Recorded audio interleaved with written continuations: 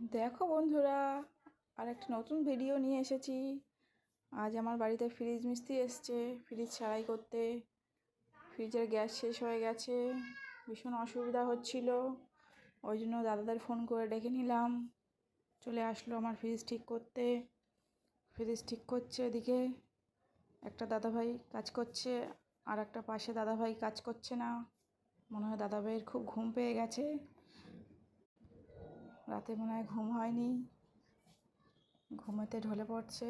ঘুমটা ভেঙে গেল আমার কথা শুনে। তারপর আবার মাথা চুলকাচ্ছে, ভাবছে কী জন্য আসলাম কাজে, বাড়ি থাকলে তো ঘুমাতে পারতাম।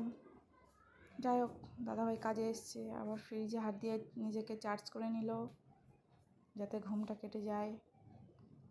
দেখো, শেষমেশ 1 মাস পর আমার ফ্রিজ ঠিক হলো। ভীষণ অসুবিধা হচ্ছিল ফ্রিজের জন্য, জিনিসপত্র রাখতে অসুবিধা হচ্ছিল।